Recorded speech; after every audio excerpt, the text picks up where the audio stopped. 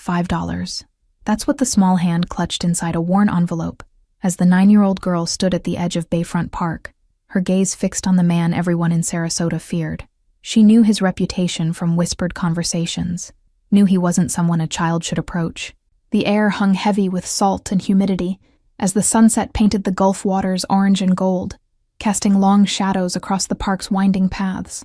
Children played in the distance, their laughter carried away by the gentle breeze that rustled through palm fronds. Gino Falcone sat alone on an iron bench, his dark suit impeccable despite the Florida heat, his presence commanding even in stillness. No bodyguard stood nearby, yet something invisible seemed to protect the space around him from intrusion, as if the very air recognized his authority. Find the weakness and exploit it, he had taught his men countless times, a philosophy that built his empire from nothing. Today, ironically, he was the one exposed, a rare moment of solitude that he allowed himself only once each month, away from the demands of his position and the weight of decisions that determined fates. A flock of seagulls circled overhead, their cries punctuating the tranquil scene as families gathered their belongings to head home before sunset. Gino checked his watch, an understated platinum timepiece worth more than most people's cars, and calculated how much longer he could indulge in this rare moment of anonymity. The park had become his sanctuary over the years, a neutral territory where the constant chess game of power and control temporarily paused. Here, surrounded by ordinary lives unfolding in predictable patterns, he could almost remember the man he might have become in another lifetime. He watched an elderly couple feed breadcrumbs to demanding ducks, their comfortable silence speaking of decades spent together, a simple pleasure his lifestyle had never permitted.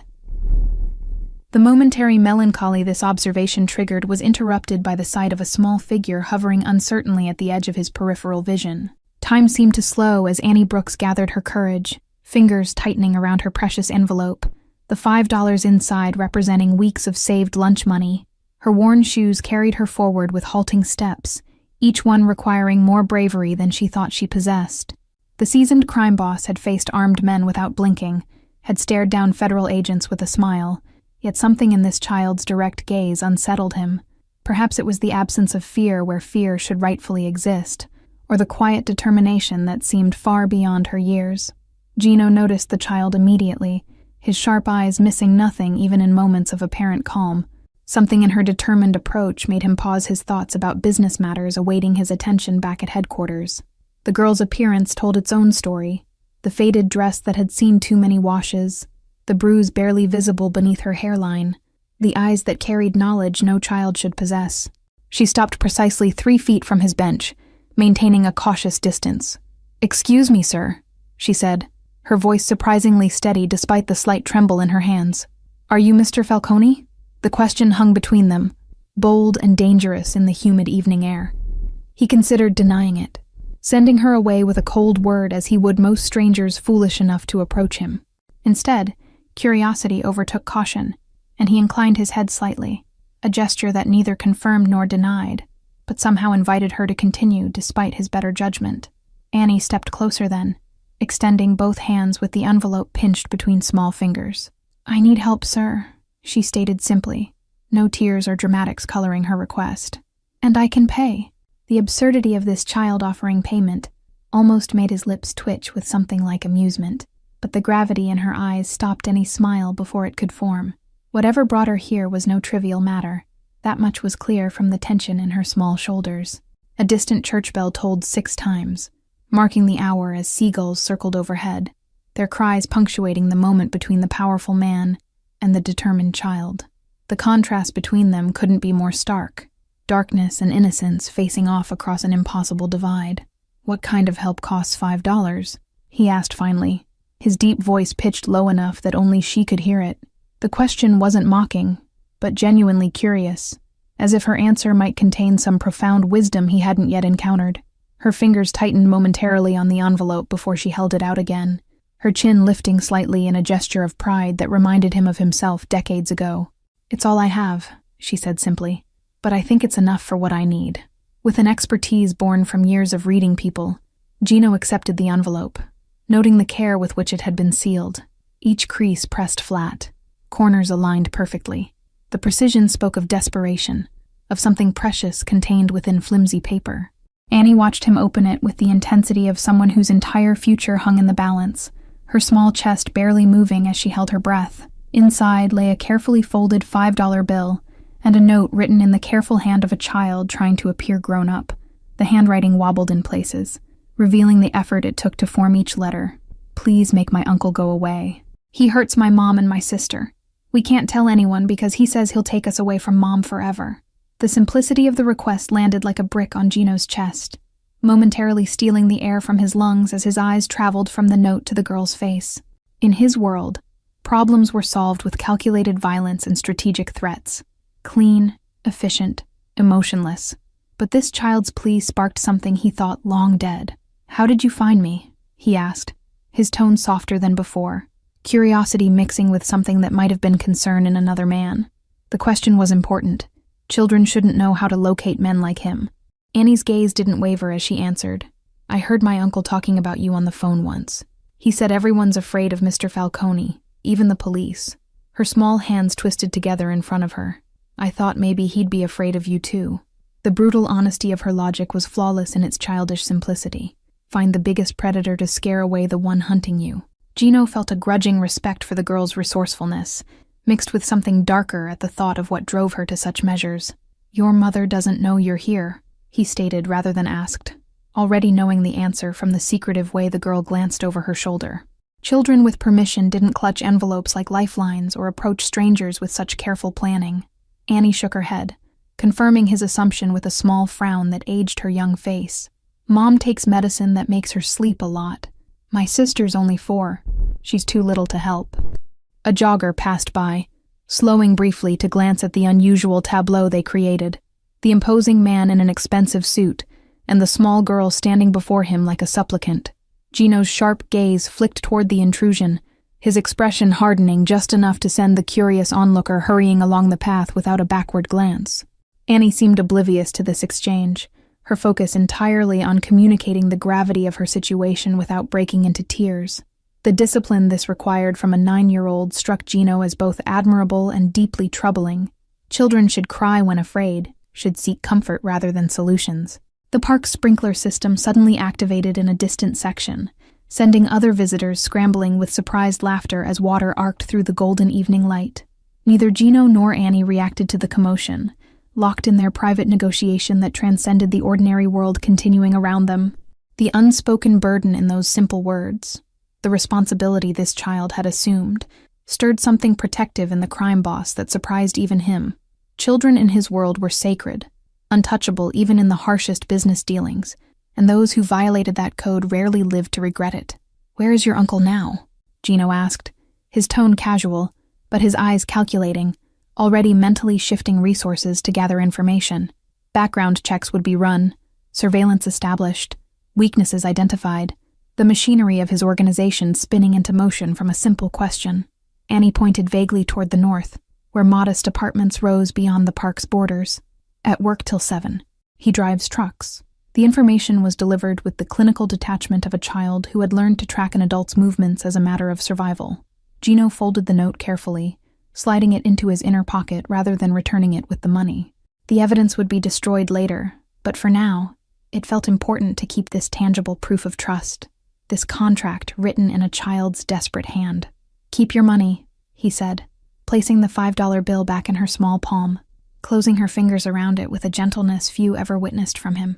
"You've already paid enough." The girl looked confused, brows drawing together as she tried to understand if this meant he wouldn't help after all.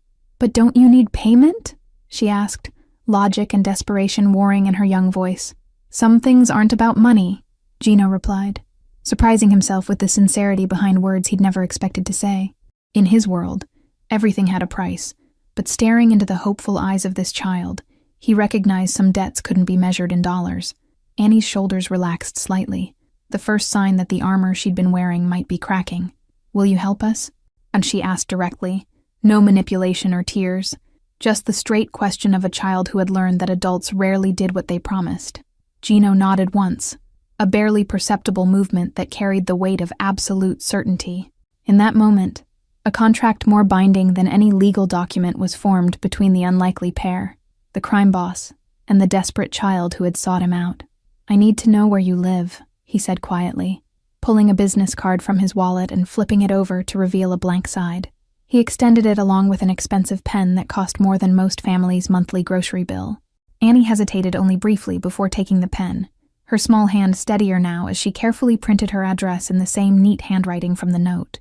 The trust implicit in this action wasn't lost on Gino, who recognized the courage it required. "My uncle's name is Warren Brooks," she added, unprompted, as she handed back the card. The clinical way she offered this information revealed how completely she had committed to this path, burning bridges she was too young to fully understand. Gino studied the address, memorizing it instantly before tucking the card away alongside the note. His mind had already begun formulating plans, weighing options and consequences with the precision that had made him both feared and respected throughout Florida. "Go home now," he instructed, his tone gentle but firm. "Act normally. Don't mention meeting me to anyone. Not your mother, not your sister, not friends at school." The warning wasn't a threat but a protection, though few would believe the notorious Gino Falcone capable of such concern. Annie nodded solemnly, understanding passing between them without need for elaboration. She had approached a dangerous man and set dangerous things in motion. Even at 9, she comprehended the gravity of what she'd done. "How will I know when it's finished?" she asked pragmatically, a question that revealed how her young mind had already considered the aftermath. This wasn't a child seeking a fairy godmother, but a strategist securing confirmation of mission completion. The question earned her a rare, genuine smile from the crime boss, appreciation flickering across his usually impassive features. "You'll know," he promised simply, knowing that in his world, such assurances were absolute. Annie held his gaze for a moment longer, searching for deceit and finding none. With a small nod that mirrored his own, she turned and walked away, her steps lighter now despite the weight of her disclosure, her faith placed entirely in the hands of a man others feared to look in the eye. Gino watched until she disappeared around the bend in the park path, her small figure eventually blending with other children heading home for dinner. Only when she was completely out of sight did he pull out his phone and press a single button. "Paolo, I need information," he said without preamble when the call connected. "Warren Brooks, truck driver, lives at the address I'm texting you. Everything. Work schedule, finances, police record, associates." The orders flowed with practiced ease, setting in motion a machine built over decades. Paolo asked no questions. None were needed when Gino used that particular tone. Immediate priority came the only clarification.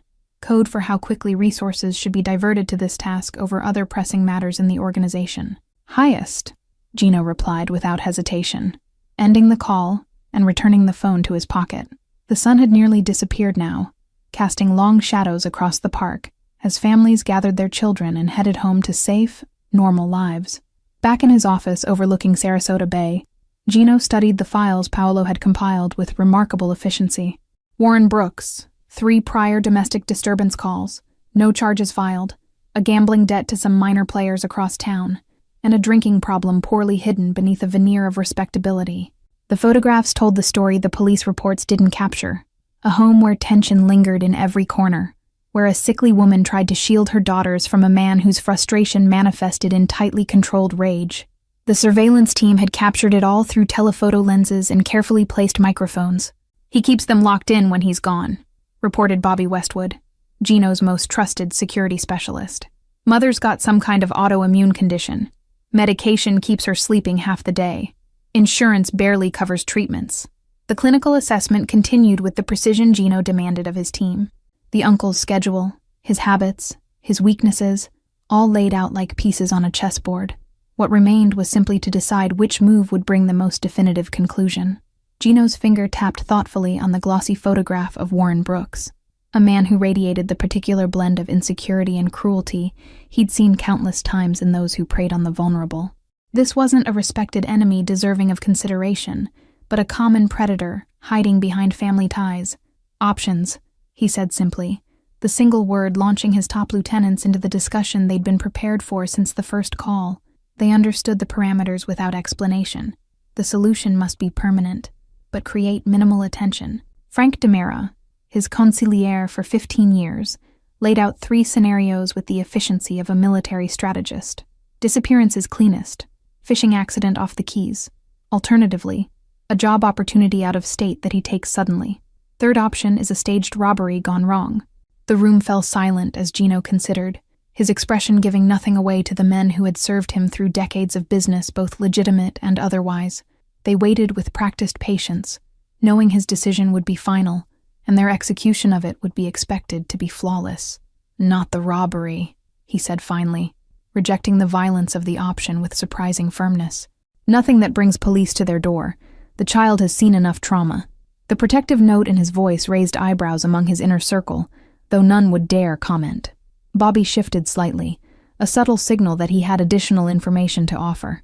At Gino's nod, he continued, "Brooks has a meeting tomorrow night with his bookie. Owes $15,000 he doesn't have. Could be leveraged." The pieces aligned in Gino's mind like a perfect symphony reaching its crescendo. Debt, opportunity, and a man desperate enough to make poor choices. The plan formed fully realized, elegant in its simplicity and devastating in its completeness. "Buy the debt," he instructed, his decision crystallizing into action. "Then offer him a way out, a delivery job that pays enough to clear what he owes. One-time opportunity, tonight only, no questions asked." Frank understood immediately, nodding as he made notes on his tablet. "The Canadian route?" he asked, referring to a particular operation they'd used before, when someone needed to disappear permanently across international borders. Gino's eyes hardened as he shook his head once, dismissing the option that might leave loose ends. "No, the warehouse job. Make sure Cruz handles the intake. Brooks doesn't leave the building." The order was delivered without emotion, a business decision no different from any other. Bobby tapped a few keys on his laptop, nodding as information populated his screen. "His truck route ends at 8 p.m. We can intercept him at the depot, make the offer before he heads home. Everything can be wrapped by midnight." With silent efficiency, the machine that Gino had built over decades hummed into action around him. Men dispersed to handle their assigned tasks, some to secure the warehouse, others to purchase the debt, a few to ensure that Warren Brooks's digital footprint would suggest he'd been planning to leave town for weeks. The night settled over Sarasota like a velvet cloak, stars appearing one by one as streetlights flickered on along the waterfront. In his penthouse office, Gino sipped 12-year-old scotch and waited for confirmation that each piece of his plan had fallen into place. "Brooks took the bait," Frank reported at 9:17 p.m., his voice calm through the secure line. "Heading to the warehouse now with Cruz. Thinks he's picking up high-value electronics for a quick 10,000 plus debt forgiveness." Gino acknowledged with a wordless sound, ending the call and returning to the window where the city lights reflected off the dark water of the bay. He rarely participated directly in such operations anymore. His position demanded separation from the day-to-day mechanics of enforcement. Yet tonight felt different, personal in a way that business rarely did. The image of Annie's determined face kept returning to him, reminding him of another child long ago who had needed protection and found none. At 11:42 p.m., his phone buzzed with a simple text, "Delivery completed." The understated confirmation that Warren Brooks had met his end came with attached instructions for handling the truck, the body, and the narrative that would be left behind. By morning, the official story would be simple and believable. Warren Brooks, faced with mounting gambling debts and threats from loan sharks, had abandoned his family and fled the state. His truck would be found at the bus station, ticket stub to Atlanta in the garbage can nearby. The police would make perfunctory inquiries, but with his history of domestic disturbances and financial troubles, few would question his disappearance. Those who might press harder would find themselves subtly discouraged by the invisible influence Gino maintained within local law enforcement. What remained was the matter of Annie, her sister, and their ailing mother, loose ends that in any other situation would be monitored briefly, then forgotten once the primary objective was achieved. But Gino found himself unable to simply walk away from their story. "Pull together a complete medical file on Catherine Brooks," he instructed Paolo the following morning, surprising his assistant with this unusual request. "I want to know exactly what condition she has, what treatments are available, and what they cost." The information arrived within hours. Multiple sclerosis, progressive but treatable with newer medications that insurance companies classified as experimental and refused to cover. The monthly cost of effective treatment exceeded what Catherine could possibly afford on disability payments. Gino made 3 calls that afternoon, one to the director of Sarasota Memorial Hospital's neurology department, another to his most discreet real estate agent, and a third to his financial manager. Money flowed through carefully obscured channels, setting events in motion that would reshape 3 lives. Annie noticed the changes gradually at first. Her mother seemed more alert in the mornings, new medications appearing in their bathroom cabinet with labels from a specialty pharmacy. The locks her uncle had installed mysteriously malfunctioned, then disappeared altogether during a maintenance visit. The apartment manager stopped by personally to inform Catherine Brooks that a renovation project required relocating them temporarily to a ground-floor 2-bedroom in the building's newly renovated East Wing. The temporary accommodation was twice the size of their original unit, with wide doorways that could easily accommodate a wheelchair if needed. When Catherine questioned the unexpected upgrade, confusion evident in her tired eyes, the manager mentioned only a computer error in their favor, and suggested they accept before someone higher up noticed the mistake. The lower rent, adjusted due to ongoing construction noise, was recorded in a new lease signed with shaking hands. 2 weeks after Warren's disappearance, a letter arrived from a prestigious law firm explaining that Catherine had been approved for a medical research program, fully funding her treatment for 5 years. The only requirement, regular appointments with specialists who would monitor her response to the new medication protocol. Annie watched her mother's face transform as she read the letter, hope replacing resignation for the first time in years. Something tight and vigilant in the child's posture loosened slightly, though her eyes still carried the wariness of someone who expected good fortune to be snatched away at any moment. On a crisp Monday morning, a sleek black town car pulled up outside their new apartment, the driver holding a sign with Catherine Brooks, Neurology Center, printed in professional lettering. Her mother hesitated at the unexpected luxury, but the driver simply explained that transportation was included in the research program. The neurologist who greeted them at the private medical center spoke with kind authority about promising new treatments, explaining complex medical terms with patients, while a nurse entertained Annie's little sister with coloring books in the corner. No one rushed them, or treated Catherine with the dismissive tone she'd grown accustomed to from overworked clinic doctors. "We've reviewed your case extensively, Mrs. Brooks," Dr. Harrington explained, her warm voice instilling confidence. "The inflammation markers in your last blood work suggest you'll respond exceptionally well to our newest protocol. Many patients have seen significant reversal of symptoms." Annie sat quietly beside her mother, absorbing every word while appearing to focus on a magazine in her lap. She had become expert at being simultaneously present and invisible, a skill developed through years of navigating her uncle's unpredictable moods.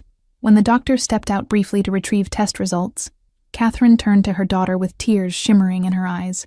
"I don't understand what's happening," she whispered, hope and confusion battling across her features. Why would they choose me for this program?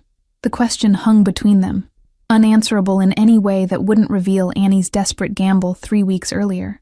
The child simply squeezed her mother's hand and offered a small smile that seemed far too wise for her 9 years. Catherine's improvement began within days of starting the new medication.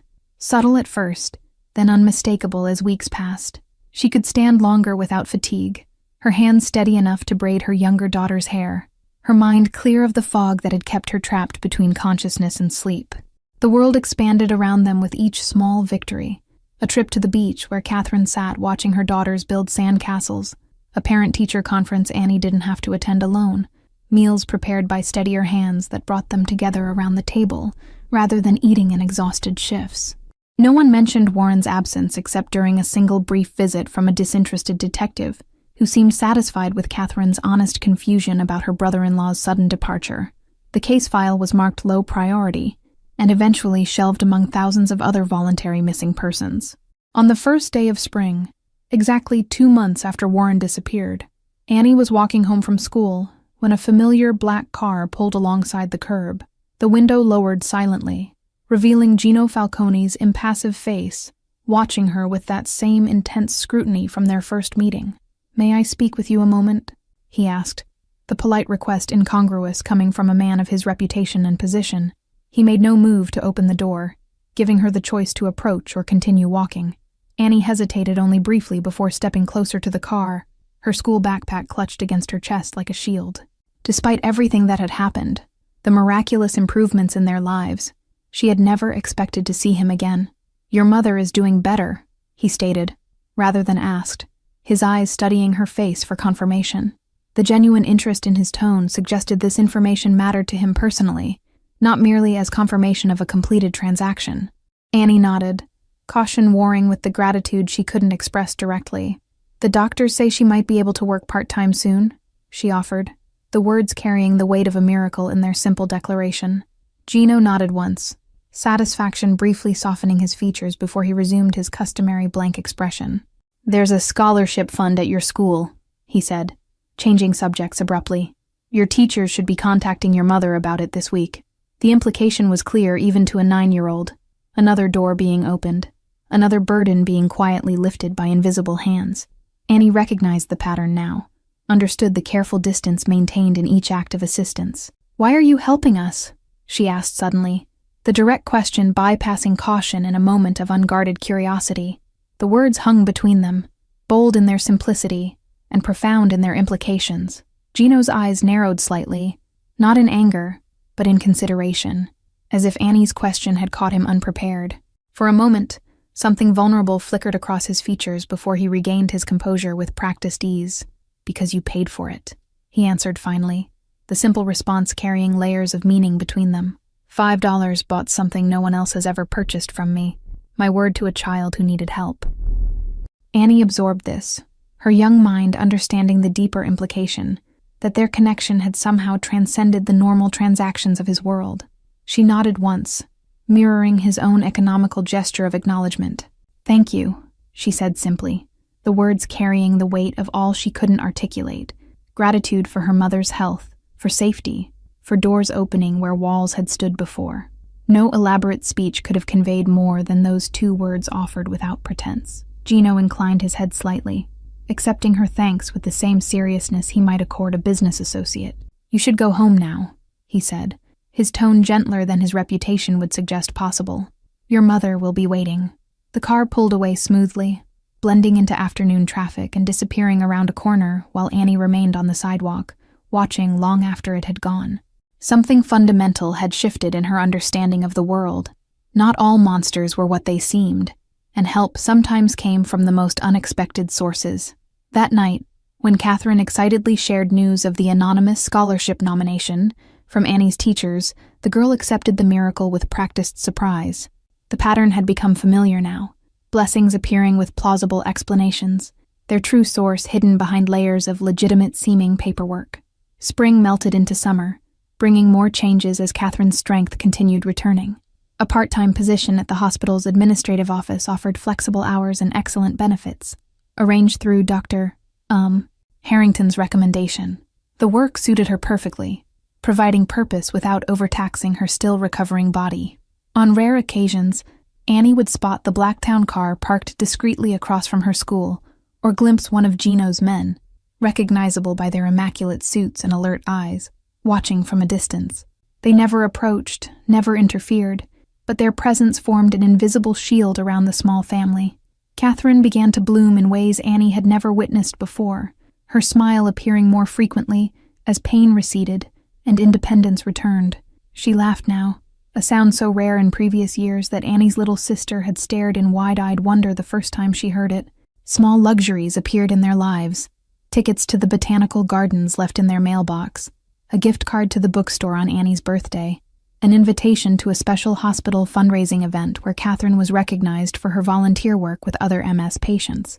Each gift arrived with plausible explanation, never revealing the invisible hand guiding their good fortune.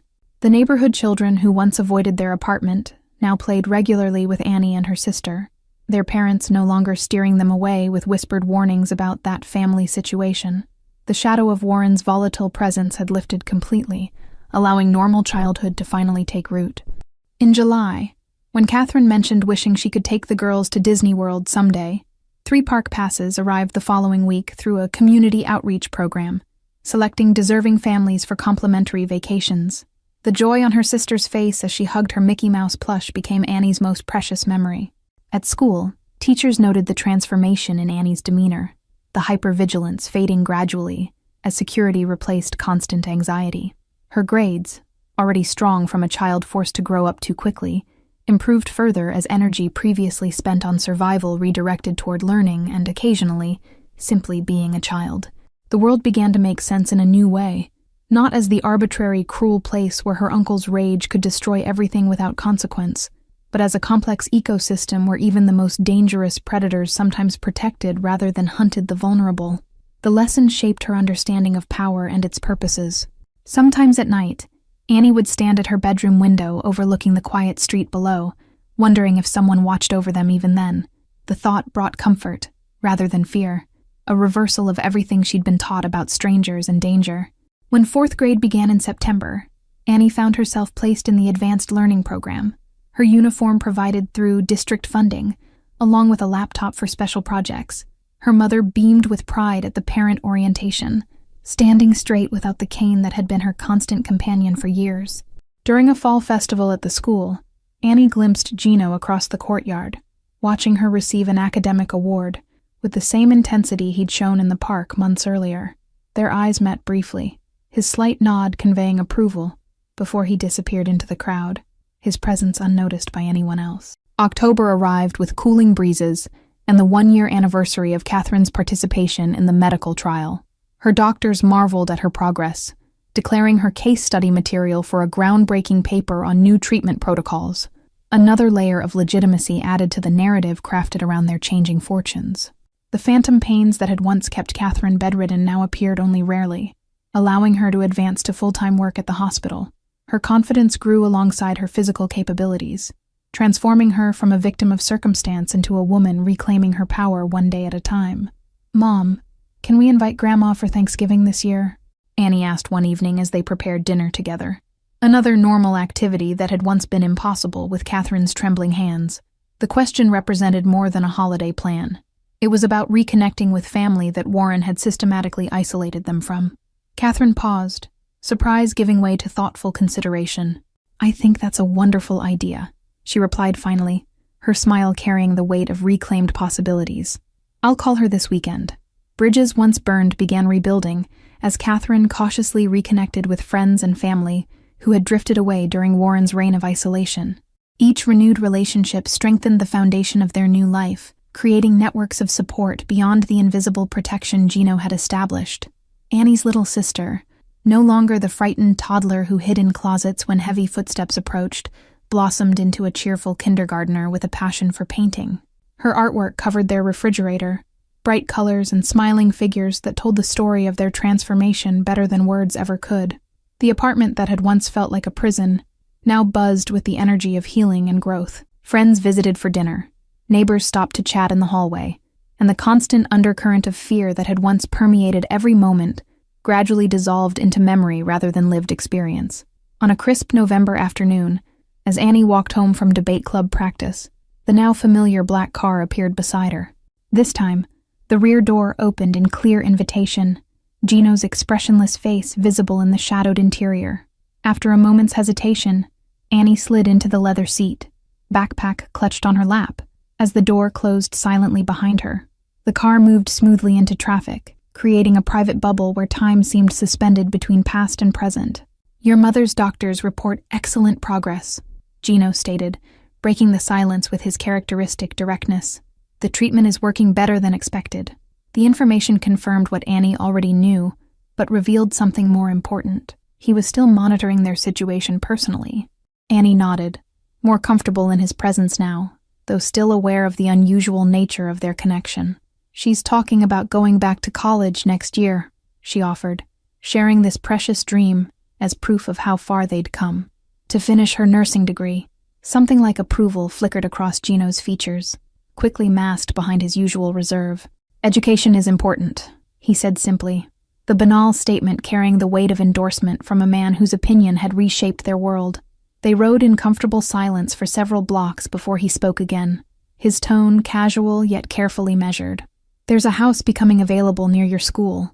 3 bedrooms, small yard, good neighborhood. Your mother might want to inquire about the rental listing next week." Annie recognized the familiar pattern. Opportunity presented as coincidence, help offered with plausible deniability. The subtle orchestration of their improving circumstances continued with the same attention to detail that had characterized every intervention since that first day in the park. "Why do you still help us?" she asked, the question direct in the way only children can manage. A year had passed since their initial transaction, far longer than any reasonable obligation would demand, especially from a man with his resources and responsibilities. Gino considered her question with genuine reflection, his gaze fixed on some middle distance beyond the car window. When he finally answered, His voice carried an authenticity rarely revealed to anyone in his world. Because watching your family heal reminds me that some things can be fixed. The simple admission revealed more about the man than perhaps he intended, that beneath the calculated exterior and fearsome reputation lived someone who recognized the value of restoration. In his world of power and consequences, their small family represented something precious, proof of positive change. "Will you keep watching over us forever?" Annie asked, the question simultaneously childish in its scope and profound in its implications. She had come to understand the protection surrounding them, invisible but ever present in the background of their recovering lives. Gino's lips curved in the ghost of a smile, the expression transforming his severe features momentarily.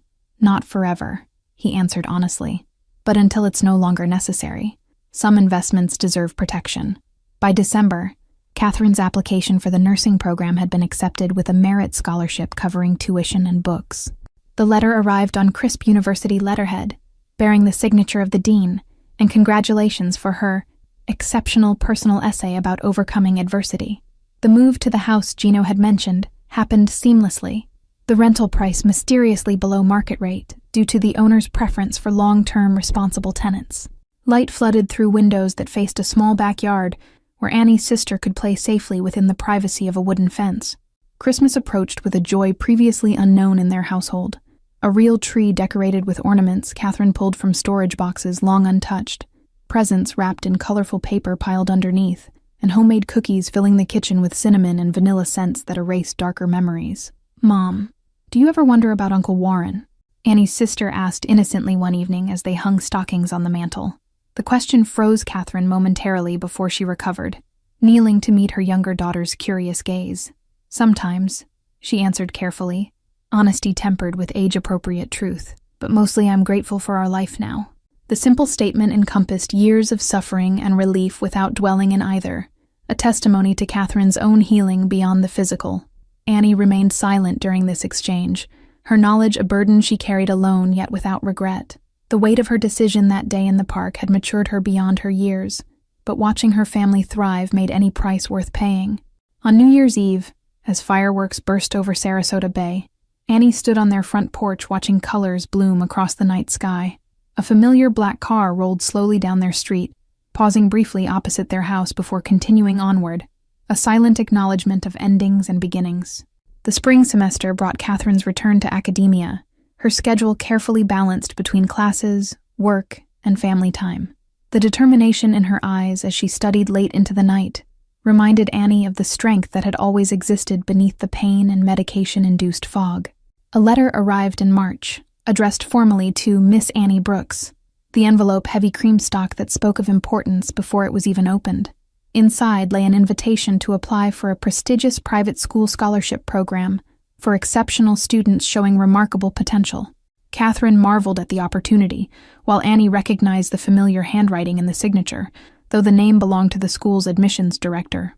The pattern continued, doors opening through seemingly legitimate channels, their benefactor's influence invisible to anyone who wasn't looking for it.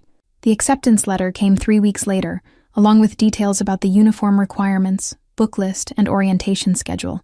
That evening, after Catherine had called relatives to share the exciting news, Annie slipped away to her bedroom window and looked out at the quiet street below.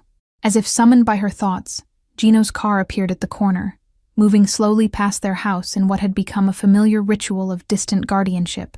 This time, however, it stopped directly in front, the rear door opening in clear invitation. Annie glanced toward the living room where her mother and sister were laughing over a board game, then quietly slipped out the front door.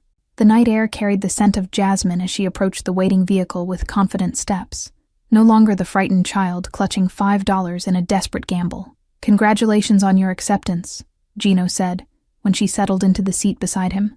No pretense of coincidence colored his statement.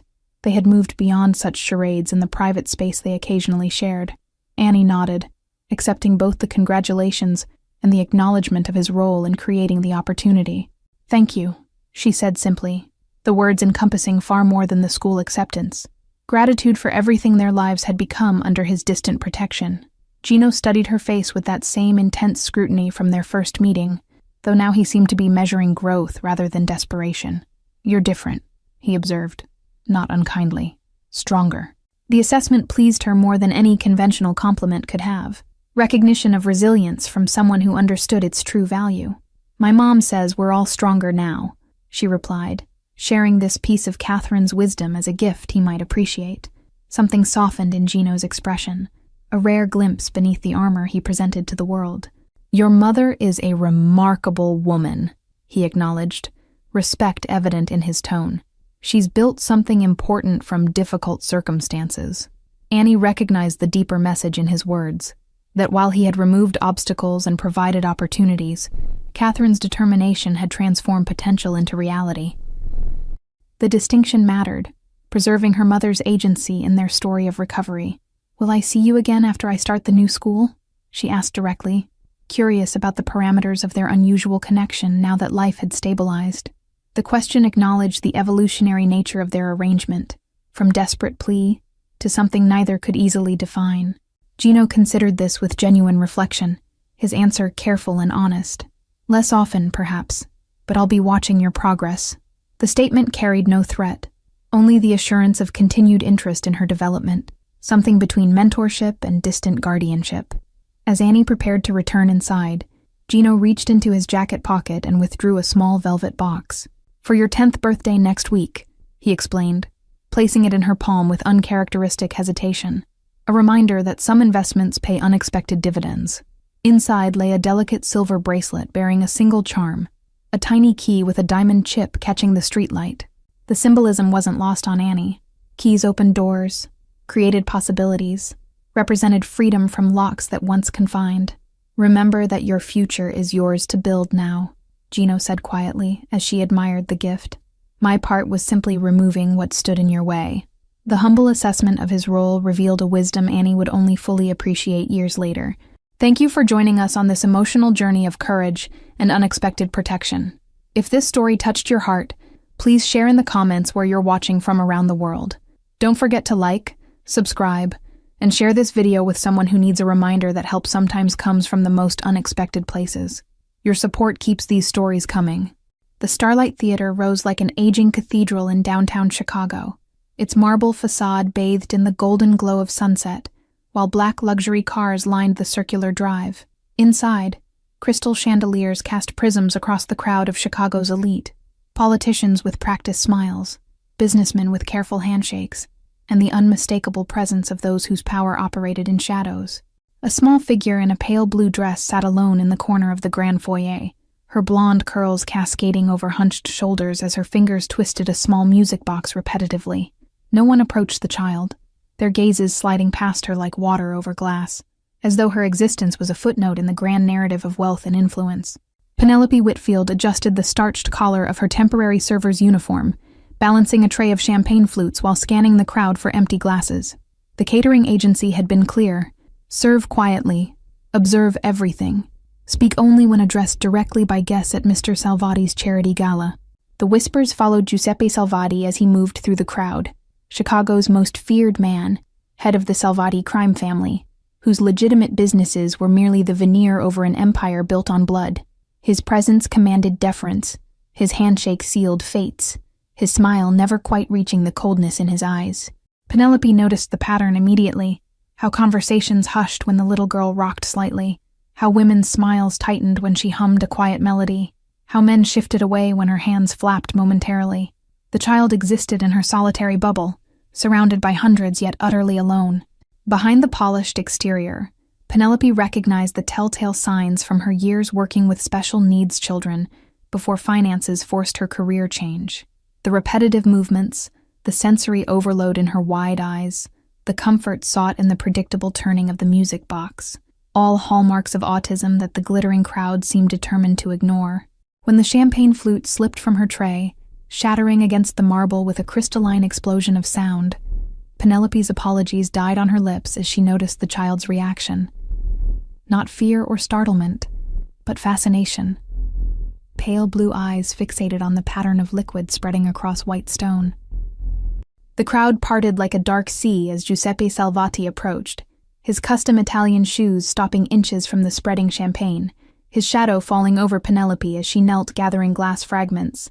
"You're fired," he said simply, the words carrying the weight of absolute authority. Your daughter finds beauty in patterns, Penelope replied, nodding toward the child who now watched the interaction with unusual intensity. She's not disturbed by the noise. She's fascinated by how the light catches in the liquid spreading across marble grain. Salvati's gaze snapped between the server and his daughter, surprise briefly fracturing his controlled expression, before suspicion narrowed his eyes. You know nothing about my child, he stated coldly, though his voice held a question beneath the dismissal. A security guard approached with purposeful strides, but Penelope rose smoothly, moving past Salvati toward his daughter with calm, deliberate movements. The crowd collectively held its breath at this breach of invisible boundaries, the temporary server approaching the untouchable crime lord's isolated child. Penelope knelt before the little girl, not blocking her view of the champagne pattern, but entering her peripheral vision respectfully. The marble and liquid make beautiful music together, don't they? She asked softly, making no attempt to touch or demand eye contact. The child's fingers stilled on the music box as she gave a nearly imperceptible nod, her gaze still fixed on the floor pattern. Around them, the fundraiser continued in muted tones, but a small sphere of absolute silence had formed around their interaction. Penelope hummed a gentle melody that matched the rhythm of the child's rocking, her hands mirroring the girl's movements in subtle harmony. Sometimes we need to dance with what we see, she whispered, even if others don't understand the music. Then Penelope stood and offered her hand, palm up, without demand or expectation. A bridge extended across worlds. Would you like to dance with me? She asked simply, as the orchestra in the main hall began a new waltz. The entire room seemed suspended in disbelief as the little girl, who had never willingly touched a stranger, slowly placed her small hand in Penelope's, rising from her isolated corner. Something luminous and fragile passed between them, a connection forged in a language beyond words. The Salvati estate dominated the North Shore skyline, a sprawling stone fortress framed by ancient oak trees, whose shadows stretched like protective sentinels across manicured lawns. Penelope stood at the massive iron gates the following morning, clutching the formal invitation that had arrived at her apartment door at dawn, an offer of employment she couldn't afford to refuse.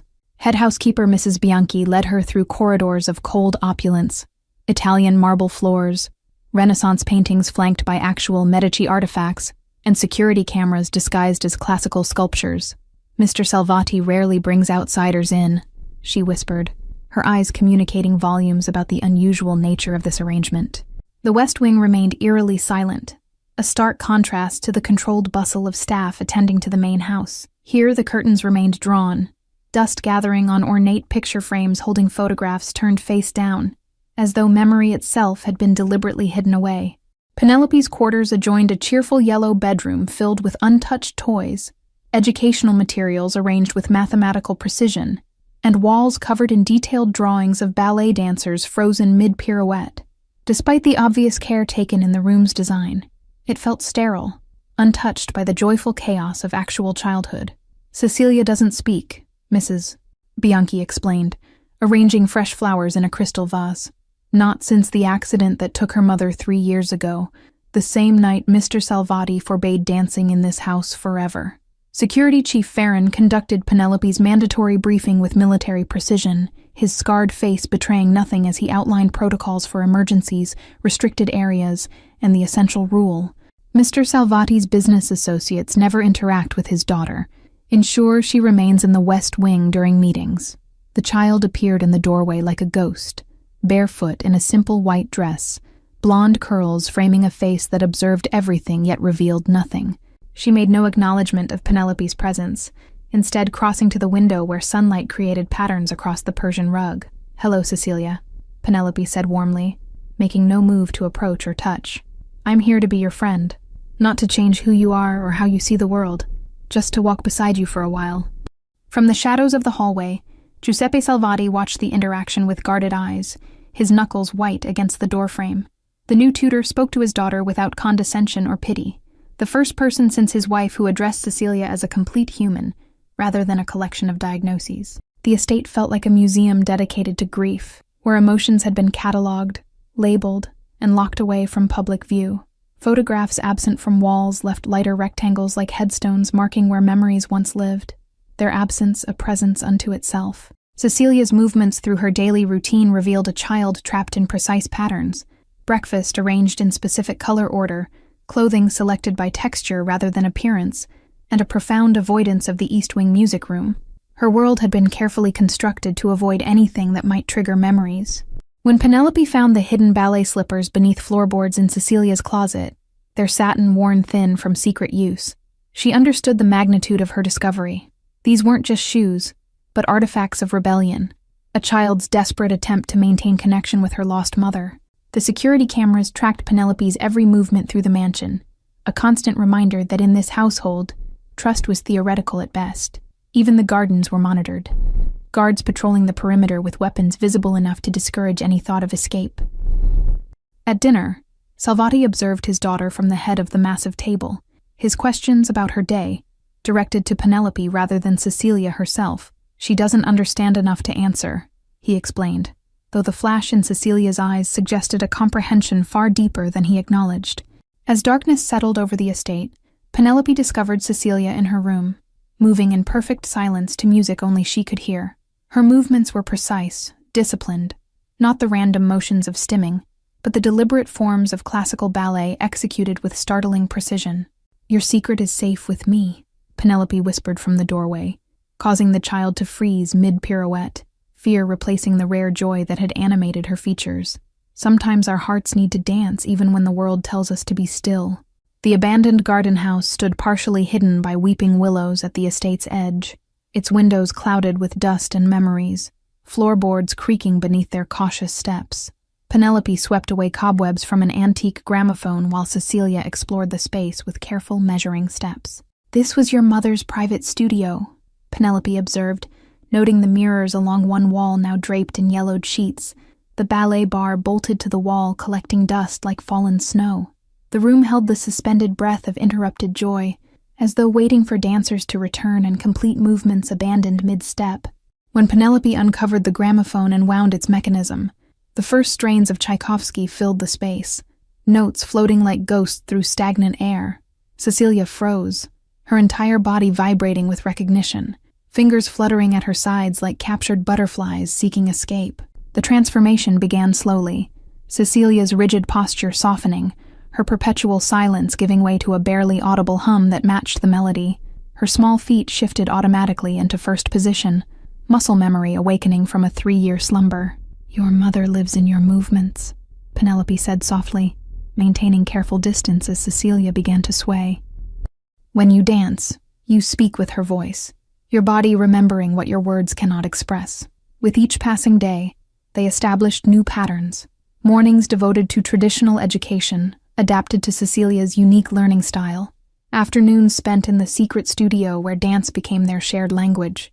The girl who wouldn't make eye contact now communicated volumes through arabesques and pliés. Giuseppe Salvati's business kept him away for extended periods, his empire demanding constant attention, though security cameras throughout the estate ensured his virtual presence was inescapable. During his absences, the household breathed more freely, staff moving with less rigid precision. Penelope discovered the photo albums in the garden house attic, memories preserved in fading color of a smiling woman with Cecilia's blonde curls, captured mid-leap across international stages. Catherine Salvati, prima ballerina, newspaper clippings proclaimed, until marriage to Chicago's most dangerous man had removed her from the spotlight. "Your father doesn't hate dance," Penelope realized, piecing together the timeline from yellowing programs and photographs. "He associates it with the accident.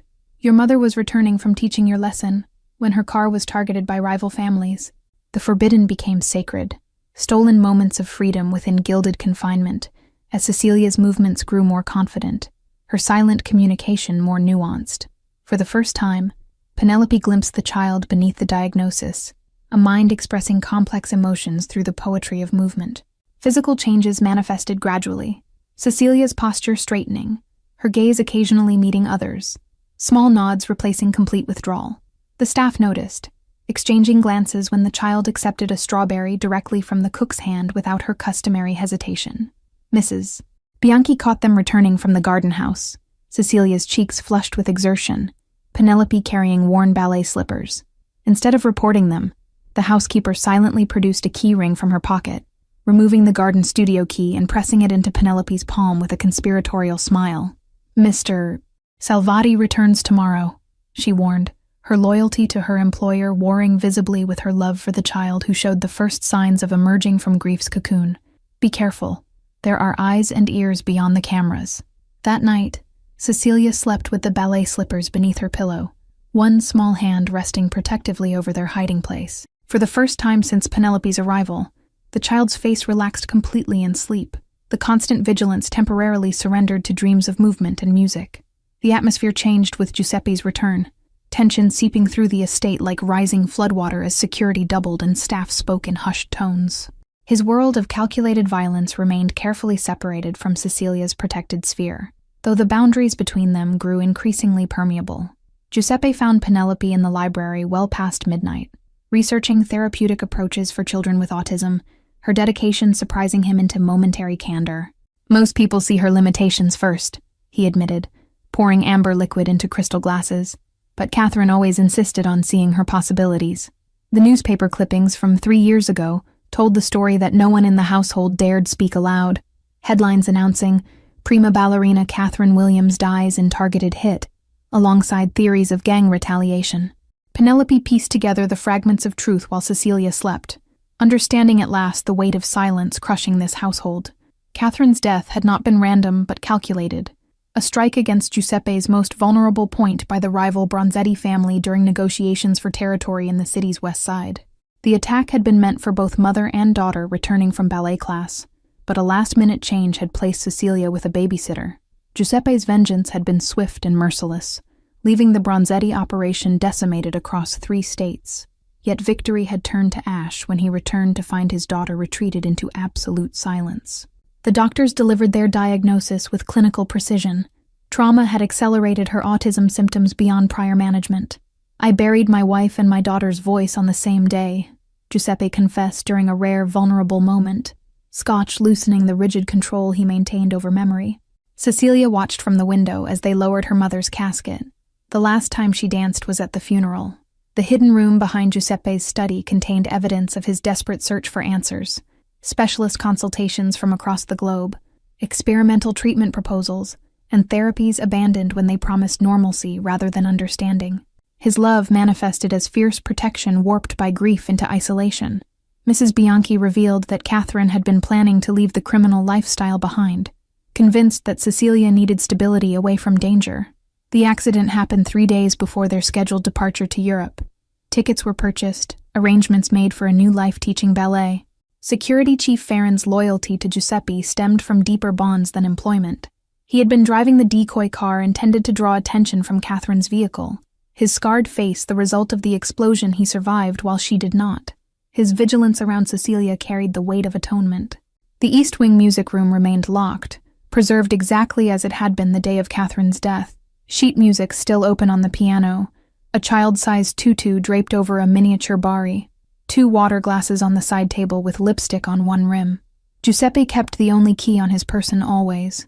He can't bear to dismantle her presence, yet can't bear to confront it either, Mrs. Bianchi explained, polishing silver that already gleamed. So the room remains frozen in time, like his grief, neither acknowledged nor resolved. Cecilia's medical records revealed the complexity of her condition, her autism complicated by selective mutism triggered by trauma, her brilliant mind trapped behind walls of anxiety and sensory processing challenges. Previous therapists had attempted forcing speech with mounting frustration, rather than finding alternative communication pathways. Giuseppe's criminal empire operated with clockwork precision despite his distraction, lieutenants managing day-to-day operations while he approved major decisions from his study, opponents still trembling at his reputation despite his withdrawal from public operations. Power maintained through calculated fear required minimal presence. The rival families interpreted Giuseppe's focus on his daughter as weakness, whispers spreading through Chicago's underworld about the fearsome Salvati going soft in his grief. Surveillance photos of his estate appeared in police files and competitor dossiers alike, vulnerability assessed for potential exploitation. For 3 years, Cecilia had lived as though underwater, sounds muffled, connections distorted, the world experienced through protective filters that kept pain at bay but imprisoned joy equally. Her drawings revealed this perspective, beautiful renderings of daily life viewed through rippling glass. I don't need her fixed, Giuseppe admitted during a rare moment watching Cecilia arrange colored blocks in patterns only she understood. I just need to know she's still in there somewhere, that I didn't lose everything that night. The turning point came unexpectedly during dinner, when Penelope subtly adjusted the silverware Cecilia had been realigning repeatedly, completing the pattern rather than disrupting it. The child looked up in momentary surprise, the briefest flash of recognition crossing her face before she returned to her meal. That night, Penelope found Giuseppe in Catherine's preserved music room, scotch untouched, as he stared at the piano where his wife had once played lullabies for their daughter. Catherine always said Cecilia danced before she walked. That music spoke to her in ways words never could, he whispered to the ghosts surrounding him. Dawn filtered through gauzy curtains as Penelope discovered Cecilia already awake, methodically arranging her collection of music boxes by tone rather than appearance. Without breaking the child's concentration, Penelope hummed along with each tiny melody, creating harmonies that brought Cecilia's movements to a momentary pause. "Today we try something new," Penelope suggested, placing colored scarves on the floor in a rainbow pattern. "Sometimes our bodies speak more clearly than our voices. Show me how blue feels compared to red." The breakthrough occurred unexpectedly when Cecilia selected the blue scarf, wrapping it around her wrists as she performed a series of flowing movements that perfectly captured melancholy. Her face remained neutral, but her body articulated complex emotions her voice had abandoned years before. Each color elicited different movements, red producing sharp, angular motions, yellow creating buoyant, floating sequences, purple inspiring slow, thoughtful rotations. Through dance, Cecilia revealed a sophisticated emotional vocabulary that had been imprisoned within her silent exterior. When Giuseppe observed the session from the doorway, his presence usually causing Cecilia to retreat into rigid patterns, she instead offered him the green scarf with extended hands. The gesture, the first voluntary interaction she had initiated with her father in years, left him momentarily speechless. "Green was Catherine's favorite," he murmured, accepting the scarf with reverent hands while Cecilia resumed her dance, now incorporating movements that mimicked elements of her father's characteristic gestures, strength tempered by unexpected gentleness.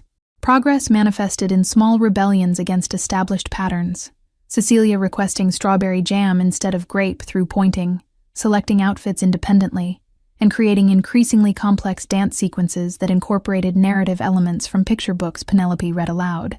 The garden studio became their sanctuary, its restoration a collaborative project as Farron secretly installed new mirrors. Mrs. Bianchi arranged for piano tuning during Giuseppe's business trips, and the gardener planted Catherine's favorite lilacs outside the windows to perfume their afternoon practices. "Your mother believed in muscle memory," Penelope explained, guiding Cecilia through ballet positions with gentle adjustments rather than forced manipulation. "Your body remembers joy it experienced before words became difficult. We're just helping it remember." The music box that never left Cecilia's possession contained more than melody. When accidentally dropped, its broken bottom revealed a hidden compartment, holding a folded note in Catherine's handwriting. "For my eternal dancing star, remember that even when words fail, your body speaks truth." Giuseppe found them practicing arabesques in the garden studio, his arrival unannounced after an early return from business in New York. Instead of anger at the forbidden activity, his face registered shock at his daughter's transformation, her movements fluid and purposeful, joy illuminating her features for the first time in 3 years. "She looks like Catherine," he whispered, remaining in the doorway as though afraid his presence would shatter the miracle before him. Cecilia continued dancing, acknowledging her father with a deliberate pirouette in his direction, communication more profound than words could achieve. That evening, Giuseppe ordered the East Wing music room unlocked, dust covers removed from furniture, and fresh flowers placed in Catherine's favorite vases. "Some ghosts need to be faced," he explained to a startled Mrs. Bianchi, his voice heavy with resolution rather than confidence. Cecilia entered the preserved room with cautious steps, her fingers trailing across the piano keys without pressing them, body absorbing the space where her last memories with her mother had formed. Rather than triggering withdrawal, the room seemed to ground her, connecting past joy to present possibility. The household staff watched in quiet amazement as small changes rippled through established routines, Giuseppe taking meals with Cecilia rather than in his study, security protocols relaxed to allow garden access without escorts, and most surprisingly, the delivery of a new piano to the previously silent West Wing. When Penelope began teaching Cecilia a simplified version of Catherine's favorite Tchaikovsky piece, transforming musical notes into a visual system of colored dots Cecilia could follow, Giuseppe watched from the hallway with an expression caught between grief and gratitude, the past simultaneously honored and transcended. The invitation arrived on heavy cream stationery, the Chicago Children's Ballet Foundation annual fundraiser, requesting the honor of the Salvati family's attendance and support. Giuseppe's immediate refusal softened only when he noticed Cecilia's intense focus on the embossed ballet slippers decorating the envelope's seal. It would be the first public appearance with Cecilia since the funeral, Security Chief Farron objected during planning meetings, spreading blueprints of the Starlight Theater across Giuseppe's desk. Every rival family will be watching for vulnerability, analyzing her condition, your attachment, potential weaknesses. The city's criminal hierarchy maintained uneasy peace through tradition and spectacle. Public charity events where families demonstrated power through generosity while conducting business beneath the veneer of philanthropy. Giuseppe's 3-year absence from such gatherings had created dangerous uncertainty about his continued authority. Cecilia needs to see ballet perform professionally, Penelope advocated, standing her ground despite the tension crackling through Giuseppe's study. Children with autism often learn through observation more effectively than instruction. Seeing dancers could unlock new pathways of expression. The weeks before the fundraiser transformed routine into preparation. Penelope guiding Cecilia through potential scenarios using dolls and picture cards to reduce anxiety, security teams conducting advanced sweeps of the venue, and Giuseppe negotiating complex territorial arrangements to ensure neutral ground for all attending families. "We'll attend for exactly 45 minutes, Giuseppe decided, reviewing security protocols for the 7th time, while watching Cecilia practice curtsies in her new blue dress. "The first sign of distress from my daughter, and we leave immediately. Business consequences be damned." The Starlight Theater's rehabilitation from their first meeting to the night of the fundraiser struck Penelope as symbolically significant. Fresh paint covering aged walls, new lighting brightening former shadows, restoration rather than replacement honoring the structure's historic character while embracing renewal. Cecilia's reaction to the building exceeded all expectations. Her usual anxiety in new environments replaced by focused fascination with the theater's architecture, her movements becoming more deliberate as they approached the backstage areas where professional dancers warmed up before the charity performance. "Mr. Salvati," greeted Dario Falcone, head of the Eastern Territories and Giuseppe's chief rival, his tone balancing between respect and assessment as his gaze lingered on Cecilia. "We'd begun to think you'd retired permanently to domestic life. The business community has felt your absence keenly." The undercurrents of power flowed beneath polite conversation. Family heads evaluating Giuseppe's protective stance beside his daughter, lieutenants calculating revised threat assessments, wives whispering behind programs about the unusual presence of Penelope alongside the feared crime lord. During the pre-performance reception, Cecilia remained close to her father until spotting a professional dancer adjusting her pointe shoes in a quiet alcove. Without warning, she separated from the group, drawn to the familiar ritual like a moth to flame. Giuseppe's security team moved to intercept, but Penelope placed a restraining hand on his arm. "Watch," she whispered, as Cecilia approached the ballerina, who looked up with surprise that melted into understanding as she recognized the focused fascination in the child's eyes. With graceful intuition, the dancer extended her foot, demonstrating the ribbon-tying technique, while Cecilia observed with complete attention, her body subtly mirroring the movements. Around them, the crowded reception continued, but a small bubble of perfect communication had formed between artist and silent admirer. "She's communicating," Falcone observed, appearing beside Giuseppe with calculated casualness, his tone revealing genuine surprise. "The rumors about her condition appear to have been greatly exaggerated. Interesting that you've allowed such misconceptions to persist." The performance itself transported Cecilia completely. Her usual repetitive movements stilled as she absorbed every leap and turn on stage, her focus so complete that she seemed to breathe in rhythm with the dancers.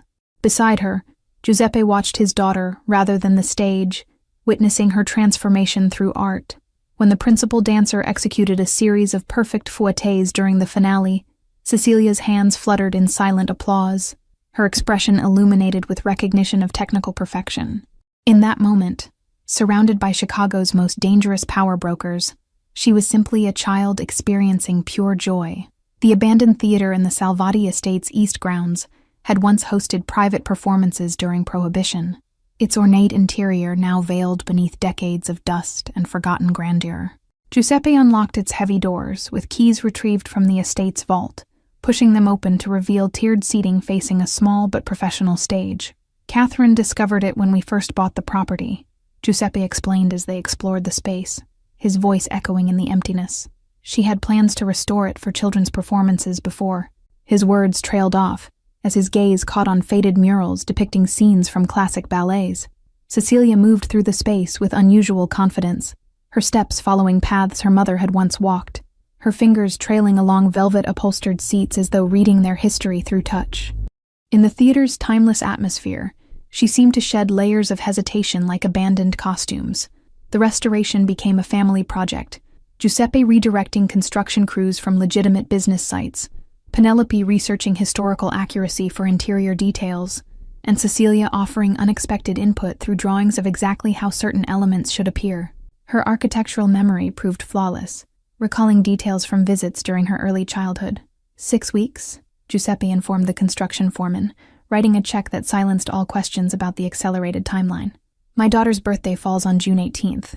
The theater will be completed by then, regardless of cost or required manpower." The work proceeded around the clock. Original chandeliers rewired, hand-carved moldings restored, stage flooring replaced with professional dance surfaces, and a state-of-the-art sound system hidden behind historically accurate facades.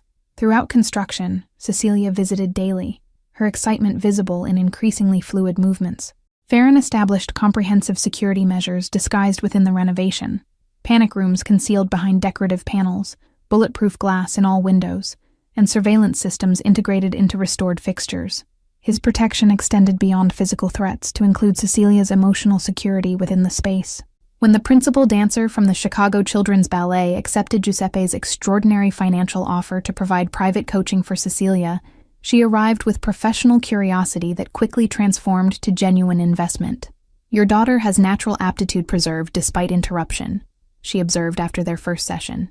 The transformation extended beyond the physical space to Cecilia herself, her daily routines now structured around ballet practice, her formerly restrictive food preferences expanding to include nutrition supporting physical training, her sensory sensitivities addressed through specially designed dance attire. "We're creating a performance," Penelope announced during dinner one evening, presenting a modified version of Swan Lake's core narrative through picture cards that immediately captured Cecilia's attention. "A special showing for your birthday with just family present, focusing on storytelling through movement rather than technical perfection." Giuseppe's business associates noticed the change in him. Meetings rescheduled around Cecilia's practice sessions, territorial disputes settled efficiently rather than prolonged, and a new willingness to delegate tasks that previously required his personal attention. Power maintained through decisive action rather than constant presence. The invitation list remained deliberately limited. Mrs. Bianchi, Farron and his security team, the estate staff, and a carefully vetted professional pianist to accompany the performance. The exclusive nature transformed the event from potential public scrutiny to protected celebration within their created sanctuary. Rehearsals revealed Cecilia's extraordinary memory for choreography, complex sequences learned through observation without verbal instruction, each movement performed with technical precision surprising in a child her age. The physical discipline of ballet provided structure her mind craved while allowing creative expression. "She's telling her story," the ballet instructor explained to Giuseppe after witnessing a particularly emotional rehearsal. "The traditional choreography provides vocabulary, but the interpretation is uniquely hers. She's expressing 3 years of silence through movement." The costumes arrived in a collection of carefully labeled boxes, delicate confections of tulle and satin created by the ballet company's costume department based on Cecilia's detailed drawings. When she touched the white swan tutu for the first time, her fingers trembling with reverence, tears filled her eyes without falling. As the performance date approached, an unexpected development emerged. Cecilia's insistence that Giuseppe participate in the final scene, her communication through demonstration, rather than words making clear her desire for her father to join her on stage for the story's resolution. The private theater glowed with subdued elegance on the evening of Cecilia's birthday, fresh flowers adorning the entryway, programs printed on heavy stock detailing Swan Lake, a family interpretation, with Cecilia's name as principal dancer. Invited guests arrived in formal attire, their respect for the occasion evident in their hushed voices and careful movements. Giuseppe greeted each guest personally, the feared crime lord temporarily set aside as he played the role of proud father, though Farron's team maintained vigilant presence throughout the theater. The atmosphere balanced celebration with the solemnity of witnessing something precious and previously concealed. Behind the velvet curtains, Penelope helped Cecilia prepare, arranging blonde curls into a perfect ballet bun adorned with tiny crystal pins that had once belonged to Catherine. The child's usual pre-performance anxiety manifested in repetitive hand movements that gradually calmed as they completed their established preparation ritual. "Your mother is watching tonight," Penelope whispered, adjusting the swan tiara one final time. "Dance for her, dance for yourself, and remember, perfection isn't the goal, expression is." When the house lights dimmed and the curtains parted, the collective intake of breath from the audience greeted the transformation of the once silent child into a performer, commanding the stage with unexpected presence. Cecilia began with tentative movements that visibly strengthened as the music embraced her. The adapted story portrayed the white swan as a being caught between worlds, unable to speak in human form yet conveying profound emotion through movement, her isolation gradually overcome through connection with others who learned to understand her silent language. Mrs. Bianchi dabbed discreetly at tears as Cecilia executed a series of perfect bourrées across the stage, her technique flawless, but secondary to the emotional narrative emerging through her interpretation. The housekeeper who had witnessed 3 years of frozen grief now observed its thawing through artistic expression. During the Black Swan variation, Cecilia portrayed inner struggle with remarkable sophistication, her movements alternating between sharp precision and fluid vulnerability, her facial expression shifting subtly to convey conflict between withdrawal and connection, safety and risk, past and future. The unexpected turning point came during the third act, when the music shifted to a piece not listed in the program. The distinctive melody from Cecilia's cherished music box, filling the theater with haunting familiarity. Recognition dawned on Giuseppe's face as he identified Catherine's favorite composition. In response to the music, Cecilia's dancing transcended technique to become pure emotional narrative, her movements incorporating elements from her mother's signature style while introducing variations that were uniquely her own.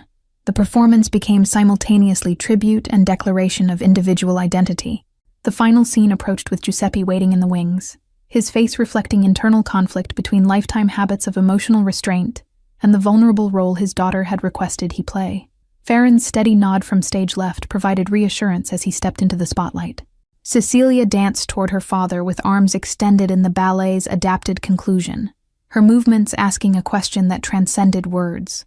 The audience held its breath as Giuseppe hesitated, the powerful man momentarily uncertain before his daughter's silent request for connection. With surprising grace, Giuseppe accepted Cecilia's outstretched hands, following her lead in the simple partnering sequence they had practiced in secret. His natural dignity compensated for technical limitations as they moved together in the dance of reconciliation that concluded the transformed narrative. The performance reached its emotional peak when Cecilia completed her final turn and, for the first time in 3 years, her voice emerged, small but distinct in the perfect acoustics of the theater. "Daddy, watch me." The 2 simple words carried the weight of 1,000 unspoken conversations. Giuseppe's composure shattered at the sound of his daughter's voice, his controlled facade yielding to raw emotion as he knelt to her level on the stage. Around them, the invited staff and security team witnessed a more profound transformation than any ballet could choreograph, healing bridging the chasm grief had carved between father and child. As the final notes faded, Cecilia stepped forward to address the stunned audience, her voice gaining strength with each carefully formed word. "Thank you for seeing me dance. My mother always said that some stories can only be told through movement, but now I'm ready to use words again too." The success of Cecilia's performance created ripples extending beyond the Salvati estate, staff speaking of the miracle to relatives, the ballet instructor mentioning the extraordinary talent to professional colleagues, whispers spreading through Chicago's interconnected social circles about the crime lord's daughter emerging from silence. Dario Falcone received the intelligence report in his downtown penthouse, surveillance photos showing increased activity at the Salvati estate, including regular visits from the principal dancer of the Chicago Ballet. "So the child is Giuseppe's weakness," he mused, setting plans in motion that would exploit this newly confirmed vulnerability. Security breaches began as subtle tests, a delivery truck arriving without proper credentials, a drone briefly flying over the estate grounds before being disabled by Farron's team, unusual network traffic probing the mansion's digital defenses. Each incident heightened Giuseppe's protective instincts while revealing potential weaknesses in their security protocols. The threatening letter arrived on expensive stationery, its message composed from newspaper clippings. Children who dance follow their mothers. No signature accompanied the implied threat, but the reference to Catherine's death left no doubt about its source and intent. Giuseppe's immediate response transformed the estate into a fortress. Additional guards posted at all entrances, Cecilia's outdoor activities suspended indefinitely, and Penelope instructed to remain on the grounds at all times. The restored theater stood empty, ballet lessons conducted behind blackout curtains in interior rooms. We could disappear, Giuseppe considered during late-night strategy sessions with Farron. Satellite images of potential safe houses spread across his desk. Start fresh somewhere beyond their reach. Italy, perhaps, or further east, where my connections could ensure anonymity. Penelope found Cecilia sitting motionless before her bedroom window, fingers pressed against glass as she watched guards patrol the gardens where she was no longer permitted to walk. They want to lock me away again, she whispered, her recently recovered voice fragile with fear that progress would be reversed. Your father is afraid of losing you, Penelope explained, joining her at the window. Fear sometimes makes us build walls when what we really need are bridges. He hasn't learned yet that protection without freedom becomes another kind of cage. The unexpected solution emerged from Cecilia herself, a carefully drawn diagram presented to Giuseppe and Ferrone during their security meeting, depicting the private theater transformed into a community dance school, with proceeds benefiting children affected by violence.